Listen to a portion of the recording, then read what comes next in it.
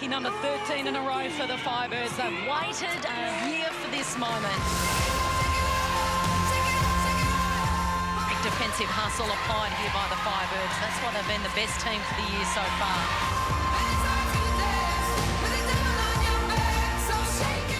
Big game player. Aiken's elbows, yeah. Oh, she's tough, Liz. And so the New South Wales Swifts came into this final as the underdog and they take a 4-goal lead. 2.5 minutes on the clock, 3 goals in it. Edge of your seat stuff. And Aiken is textbook. Oh, they've thrown it away. Don't tell me we're heading into extra time. Gretel Tippett in the front. The Queensland Firebirds are going to hold on and they've claimed it. Can you believe it? Yes, an amazing game. Stunning win for the Firebirds, and who better to talk about it and the commentary of Kelly Underwood than the winner of 2 Commonwealth gold medals, 4 World Championships and several public speaking competitions. Liz Ellis, welcome. Thank you. I never won a spelling bee though, Tone. Didn't you? No. I want to get to that game in a second, but first, your co-commentator was really going off at the end there, wasn't she? She was outstanding. Funny though, I watch this show every week and I can't believe it's taken this long to get me on it. But anyway, that's a whole other thing. Not at all. Not at all. I just throw that lemon out. Kelly's quite funny on this show, and then she comes to the netball and she's all serious. And I say it every week, be funny, and she just refuses. Well, you brought a nice photograph of the two of you from the weekend. Can we have a look at that? Kelly on the box. On the box. You know what, Tony? I get a lot of comments about my box. Yes, of course you do. Yes. Yeah, and I laugh. Was there any need for that, Kells? I don't think there was. No. And there's a reason it's taken a year and a half to get her on the show. I promise I won't mention you. It's like I'm 8, but every week I laugh at Kelly's box. I don't know what it is. I won't mention your booster seat, Kel. We'll just keep that between us. They'll wait for this for a long Kel, I'm like, they'll wait for this for a long time, I reckon. Yeah, I'm happy about it. And Kelly wears like heels like this, and I wear shoes that have a hole in them, and she still needs a box. Look, I enjoyed the game, Tone, and I thought Kel's commentary was absolutely first class. No, it was great. Especially at the finale. It was brilliant, but for all but 30 seconds, the Swifts had that game. Yeah, the Firebirds led for 15 seconds or 20 seconds of the game, and it was at the right end. So the Swifts played beautifully for 55 minutes. They really did outplay the Firebirds in just about every position. The difference was the 2 bookends. Laura Geitz was kept fairly quiet in the match by Caitlin Thwaites, and then she just came to life in the last 5 minutes and pulled in some amazing balls. And Romelda Aitken, 6'5" Jamaican at the other end, was just phenomenal. And I reckon the best thing about this, at the end of the game, Romelda Aitken just been named in the Sunshine Girls team for the World Cup in August, the Jamaican team. And in the game, she's running up the side of the court screaming, "Queenslander!" I was like, oh, Liz, if you had Romelda. the opportunity to speak to the Swifts now, how do they recover? What would you be telling them? I guess the recovery for some of them is quick because there'll be a number of the girls named in the Australian team tomorrow, you would think.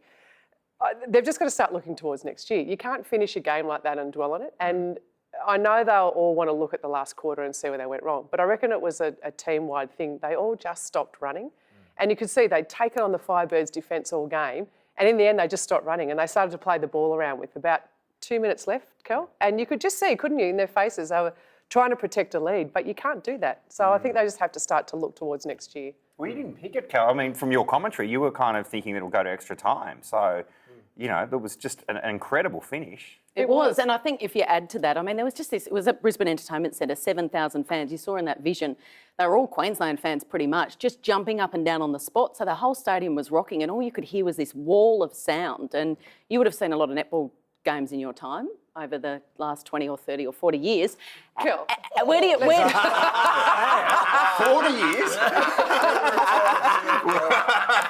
That's pathetic. Is it still called netball? Where do you rate that one? It was women's basketball, all right? Shut up. I reckon, I've been commentating now for 8 years, and that's the best game that I've called. Just simply because of the fact that the stadium was just unbelievable. Like, the best game that I've watched and called in terms of the pure netball part of it was probably the Commonwealth Games gold medal match in Delhi in 2010. It went to double overtime. There was nearly half an hour extra time played.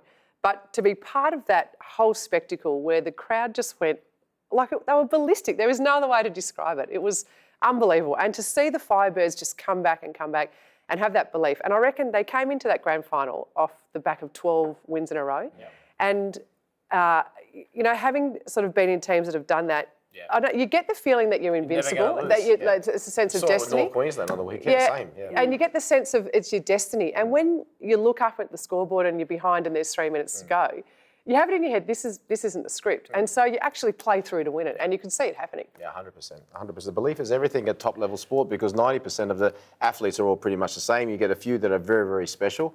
And in terms of fitness as well, not everyone's the same in fitness, but up here, and that can't be measured. Yeah, it's belief. And you could see that they were thinking, this isn't how the script is, this isn't how the game's supposed to finish. And it didn't. No, it Liz, didn't. talk to me about Susan Pettit. She's a swift goal attack. She's been one of the superstars of the tournament all year. They pick the World Cup squad tomorrow. Should she be in that side? 100% she should be in that side. So she shot in the 90s, 92% I think for the grand final, 10 from 10 in the third quarter.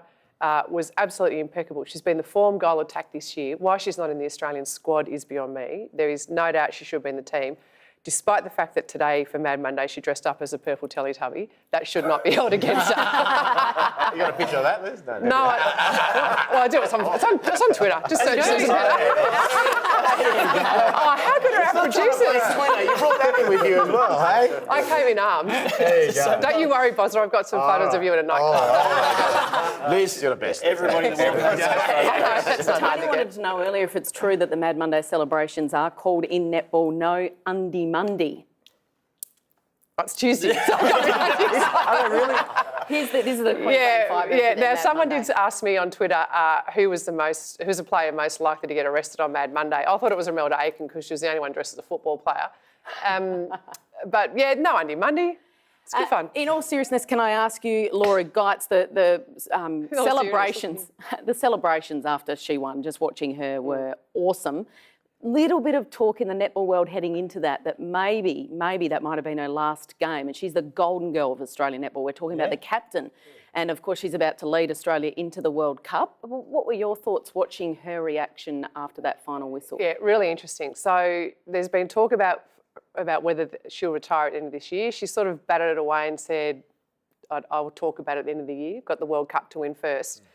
As much as I don't like to bring it all back to me, I will. So when I retired in 2007, I hadn't told anyone. And a couple of people close to me started to twig because at the end of the National League Grand Final when we won, I was really emotional and unusually emotional. And the same when we won the World Cup. And I looked at Laura and I thought, you know, she hasn't been that emotional before. If you just watch her, look at her face, there's just something extra there. And I think she's made the decision in her head that this might be it. So I hope not. She's 27. She's a phenomenal athlete. She's great for our sport. She plays the best position, of course. She's a goalkeeper. And it would be a shame if she retired, but I get the feeling that she might have made the decision. Of course, for you, when you decided to retire, you had plenty of things to go to. Obviously, your acting career was just starting to blossom. A couple of weeks ago, we enjoyed Robert Di Domenico and his appearance on The Young Doctors. Your star turn, I think, might have been on Home and Away. Let's have a little listen to what you got up with. I love you, Tony. Thank you. Hi, I'm a little bit lost. I'm looking for the beachside diner. Oh, easy. Turn left at Palmer Street, head down towards the beach. You can't miss it. I'll show you. Come on. Thank you. Very good. Ever find it? How many takes is? I was a one-take wonder, but yeah, because I was really good. But how bad were my high pant jeans? They were really bad. Liz Ellis, it's always great to talk to you. Will you come back on the show? I'd love to. Thanks, Tone. Okay, well, just wait for my invitation. All right, stay with us. Happen of the week is up next. They're